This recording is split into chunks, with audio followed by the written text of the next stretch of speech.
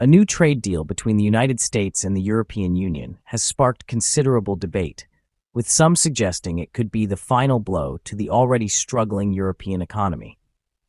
But is this assessment accurate? This article delves into the specifics of the deal, examining its potential impact on both the US and EU economies. The proposed deal centers around several key components.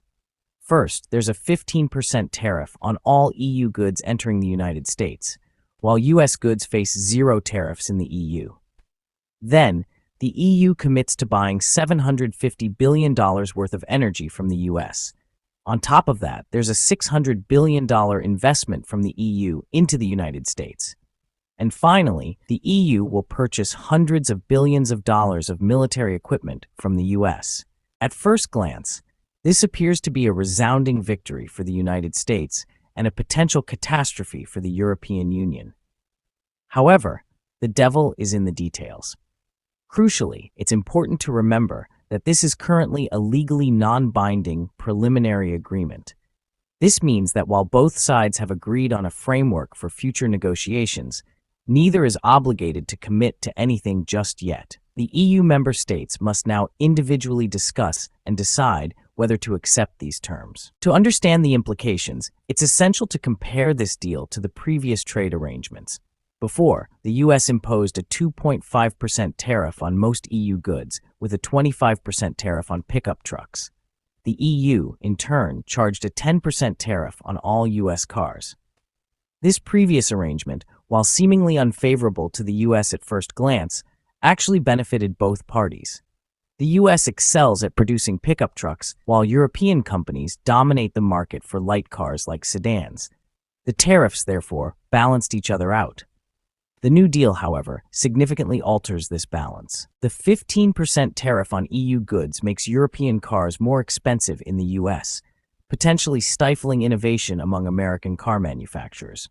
While the elimination of tariffs on US cars entering the EU might seem like a boon for American manufacturers, several factors mitigate this advantage.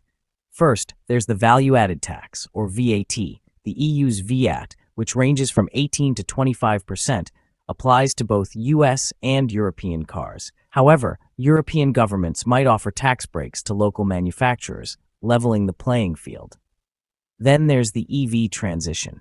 The EU is heavily investing in electric vehicles, offering subsidies to consumers who purchase them. The US, on the other hand, has recently removed subsidies for EV companies, making it more expensive to produce EVs in the US and potentially hindering their competitiveness in the European market.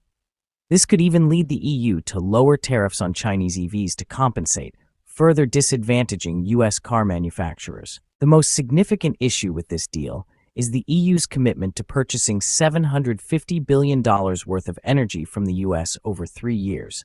This translates to $250 billion annually. Before 2022, the EU primarily relied on cheaper Russian energy via pipelines. However, US sanctions on Russia and pressure on the EU to cut ties with Russian gas led to a surge in energy prices. American energy, while a replacement, is significantly more expensive due to transportation costs. The EU currently imports around $430 billion worth of energy annually. This deal would mean that roughly 60% of all EU energy would come from the US. Major European economies like Germany already buy a significant portion of their energy from the US. It's unclear which countries will absorb the increased energy imports, especially given the financial struggles of nations like Spain and Italy. This could jeopardize the entire European economy. The deal also includes a $600 billion investment from the EU into the United States. This is not a new phenomenon. Over the past 15 to 20 years, the EU has been heavily investing in the US, holding $1.6 trillion in US debt and $9 trillion in US stocks. This has contributed to the growth of the US economy while potentially hindering the growth of the European economy. The purchase of hundreds of billions of dollars of military equipment from the US is largely a continuation of existing practices. NATO countries already rely on the US military-industrial complex for their military needs. While the US-EU trade deal appears beneficial for the United States on paper, a closer examination reveals potential pitfalls for the European Union. The increased tariffs, the energy commitment, and the continued investment in the US could further exacerbate the EU's economic struggles. The deal is not yet finalized, and it's crucial for EU member states to carefully consider the implications before committing to these terms. The future of the European economy may depend on it. What do you think? Will this deal benefit or harm the European Union? Share your thoughts in the comments below.